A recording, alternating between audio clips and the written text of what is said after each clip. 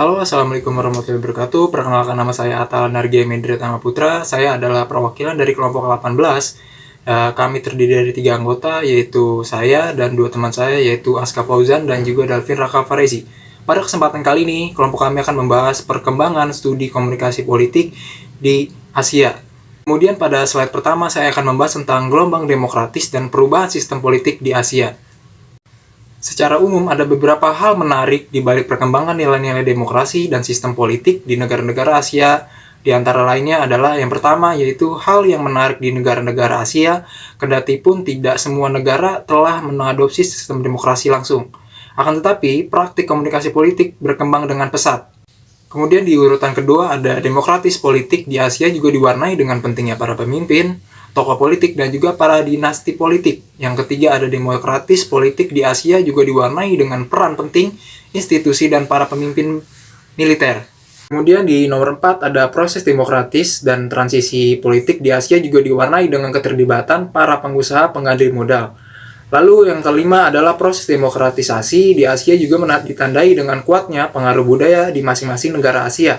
Lalu di bagian kedua ada faktor-faktor yang mempengaruhi perkembangan studi dan riset-riset komunikasi politik di Asia. Ada beberapa faktor di mana hasil studi komunikasi politik di Asia belum mampu mewarnai perkembangan studi komunikasi politik di dunia.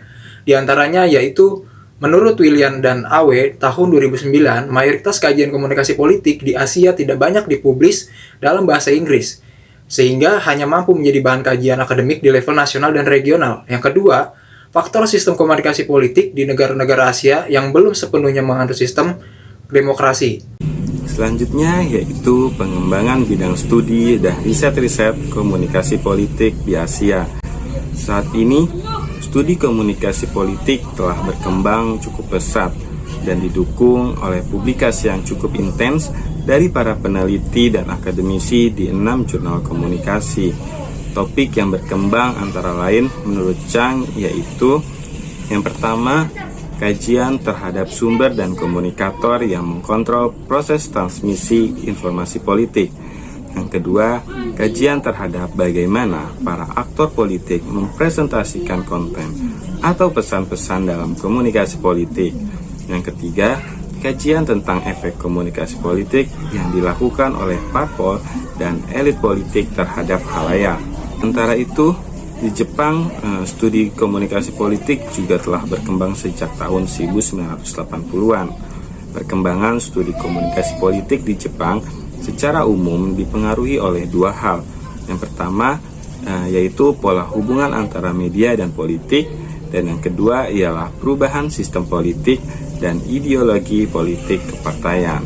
Kajian komunikasi politik di Korea berkembang sejak tahun 1987, di mana Roh Tae-woo terpilih sebagai presiden dalam pemilu. Sejak saat itu, Korea menganut prinsip kebebasan pers. Adapun tema utama yang menjadi tren dalam kajian komunikasi politik di Korea terdiri dari beberapa topik, yaitu yang pertama adalah kampanye pemilu dan pola perilaku pemilih. Yang kedua, pola hubungan antara media dan pemerintah. Yang ketiga, pemrosesan informasi atau information processing. Yang keempat, yaitu diskusi politik di televisi. Yang kelima, liputan pemberitaan media terhadap isu-isu politik. Dan yang keenam, internet dan komunikasi politik. Dan yang terakhir, yaitu kajian opini publik. Perkembangan bidang studi dan riset-riset komunikasi politik di Asia.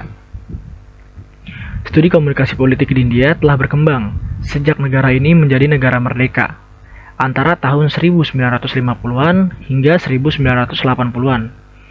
Komunikasi politik di India pada umumnya dilakukan dengan cara-cara tradisional dan mengedepankan interaksi interpersonal dan kelompok yang berbasis model tatap muka.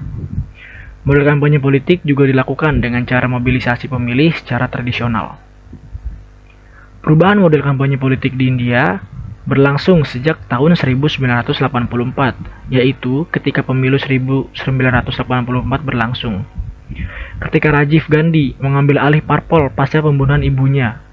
Sebagai sosok muda dengan latar belakang pendidikan di Inggris, ia kemudian mulai mengembangkan sistem kampanye menjadi lebih modern dan profesional dengan ragam model iklan kampanye politik modern di media massa.